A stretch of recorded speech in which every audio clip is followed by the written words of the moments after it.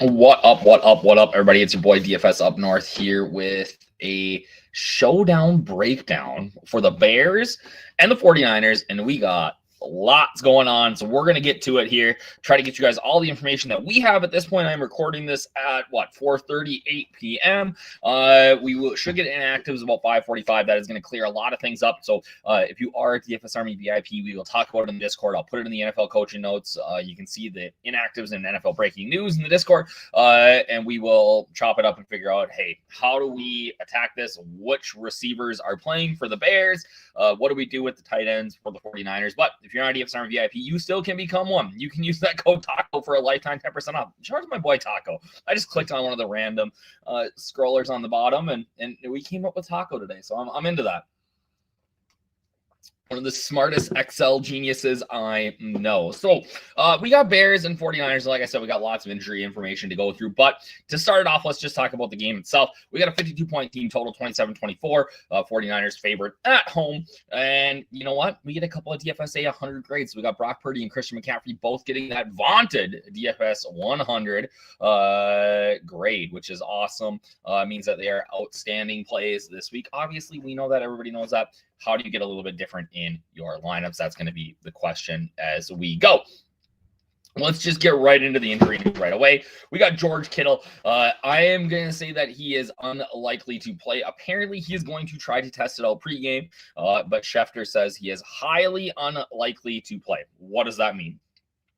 Well, that means that Jake Tongas and Luke Farrell are going to be your guys that are going to come in. Farrell is primarily the blocker, but can catch passes. All right, Tongas is probably going to be the higher owned one. Let's see what we've got for ownership on him here as of the last update. Slide down here and see if we can find my boy Jake.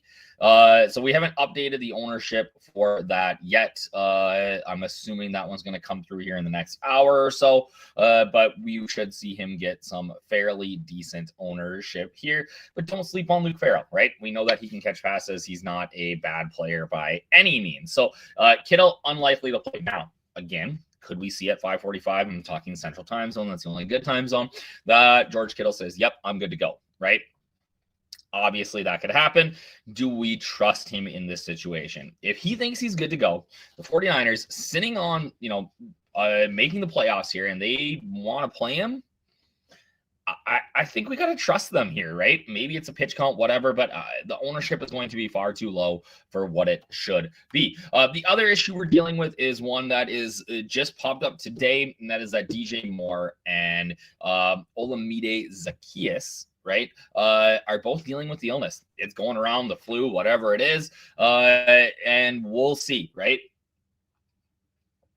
Other famous Chicago athletes haven't played pretty well with the flu before. So, and Rome Odunze is already out. So what does that mean for the receivers? Well, if let's say Odunze, Zaccheaus, and Moore are out, you likely see Luther Burden in that number one role, right? Obviously, a big boost to Burden. I think it's a big boost to guys like Colston Loveland. I think it's even a big boost to somebody like Cole Kmet. But if we go down the line here, you're going into some real, as our boy Bobby would call them, or our geek turds. You got Devin Duvernay, who's going to be active no matter what, right? He returns punts. So Duvernay could get some looks here.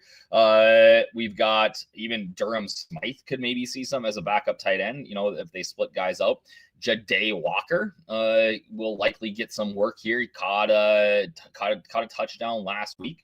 Who else am I looking at? Not Jordan Watkins. Maurice Alexander would be a name to know. He played one snap last week. So there's some guys that are, as I called Demarcus Robinson, Jags, just a guy, right? But who could be thrust into some pretty big roles. We could see Caleb Williams and the Bears lean heavily on the run game, right? Potential's there. So again, we're sort of speculating at this point. We will be able to really break down what we think is going to happen once we get that list of who is actually inactive. Have they activated anybody off the practice squad? Right. We'll see here in about an hour. All right. What else do we got going on here? Okay. Back to the top here. Let's talk about some captain plays, right? Are we on DK right now? Yeah, it looks like the DK one. McCaffrey's obviously a smash play, right? Lock and load all formats. The price isn't even that high. Gotta love him here. Not much to talk about, right? I think he can even get there in the flex, just given the volume that he gets. Doesn't necessarily need to have a smash spot to do it. Brock Purdy has been throwing the ball a ton lately. 8 TDs, 1 interception in his last 2 games. Good matchup, poor secondary. Obviously, I think the Bears are worse at stopping the run, but they are the secondary is bad. Just this is not a great defense in general, right? They can bend, don't break a little, but again, 52-point total. I think we're going to see a shootout here. Caleb Williams has been really, really good all year. Took a massive step. Looks like the franchise's answer. I'd like to see him create more with his legs. It would give him more upside in that captain role, but and you know what? He might have to tonight. That could be maybe the beneficiary of the no DJ Moore, no Zacchaeus. Maybe everybody plays, who knows? But if somebody's out here, right, we could see him have to create a little bit more with his legs. With Kittle smashing, right, the other guy smashing for the 49ers with Purdy throwing those touchdown passes is Juwan Jennings. 3 TDs in his last 2 games, and he has a TD in 5 straight and 6 of his last 7.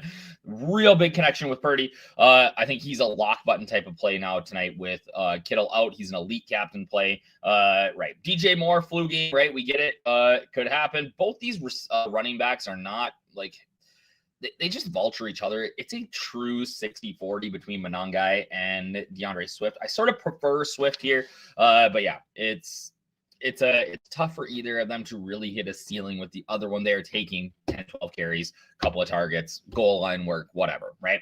But Luther Burden, right? I think that of anybody tonight, the one that gets the biggest boost is going to be Luther Burden the third. Become a real legitimate passing option. Missed last week with an injury, but he's back. I think he's more than a low-end captain option now with the question marks on DJ Moore and Olamide Zacchaeus. But yeah, definitely a great play. Could we see 2 okay defenses, 2 pretty good offenses? Could we see the kicker smash here? Yes. Piñeiro's been great. Santos has been great. Both of them are good options. The ownership's about a 25%. I will definitely have plenty of both. Kendrick Bourne is fine. Not somebody I'm super excited about. Like I said, Colston Loveland, I think, is a better play now, but that ownership is really high. Zacchaeus, right? 18% ownership. Where does that go? Well, that likely swap is going to go right to the Loveland. So maybe the ownership in Loveland is going to be so high that we need to consider playing more Komet. I absolutely am involved in that. Demarcus Robinson, I said just a guy, played about the same as much as he normally does, regardless of the injuries last week. Oh, we didn't talk about Ricky Pearsall. Ricky Pearsall is going to be back. If Kittle's out, definitely a big boon for him, right? Another legit passing game option for Brock Purdy. Catch my breath here a little. Kendrick Bourne, Colston Loveland, Zacchaeus, 49ers, Bears, right? Both these defenses are fine. I don't love the ownership on either of them. I don't love the Brian Robinson ownership either. I get what people are trying to do here.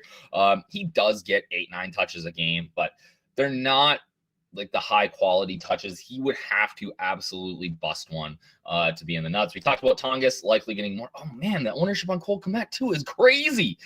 Jade Walker, definitely a guy that we can play if he is active, and they are going to sit DJ Moore or Olamide Zacchaeus. Farrell, we talked about. Sky Moore is not somebody I'm really interested in.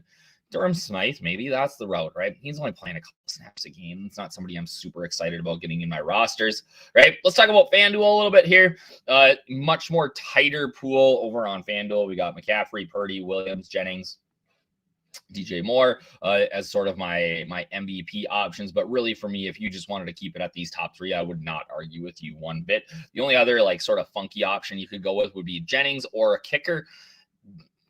Just unlikely, right? I would rather play one of those studs, and then to get different in my lineup is again not using all of your salary, which we've shown is sort of the strategy here. Ownership on Swift is too high for me. I do like this flex ownership on Juwan Jennings at 9,400. Pearsall is probably too cheap here. Monangai 26%. That's a fade for me. Luther Burden, again, I think both these defenses in a 52-point total will come in under-owned, and I'm actually intrigued by them. I think this game maybe goes under, right? But again, we're just looking for spots that we can leverage, right? The unlikely outcome that becomes likely. That Colston Loveland ownership, guys, like I don't get it. I get that maybe they don't have the passing options here. Cole Kmet, again, man, like I wish it was 10, right? Everybody around them is 10. Jordan Watkins, maybe an option here. Oopsies. Where do we go? Maybe a play. There we go. Maurice Alexander, Jade Water, all of those guys. Again, it's really going to come down to what happens with all these injuries. So I'm not even going to build lineups here yet. I am going to wait until we see what is going on with DJ Moore, with George Kittle, with Olamide Zaccheaus. Like, this entire slate sort of hinges on that. So this is really just me to say, hey, use that code, become a DFS Army VIP. If you're not a DFS Army VIP, wait until we get to about 5:45 here in an hour. What now? Almost less than an hour now. And we will be talking about it in the Discord on what you need to do to attack this slate. I do kind of love slates like this where there is late news. I feel like we have some leverage here with what we do at DFS Army, and all the coaches and people that we have that can help you. So again, hit us up, dfsarmy.com, become a VIP, and then get in the Discord, and we will chop it up and figure out how to attack and win this slate. Peace, guys.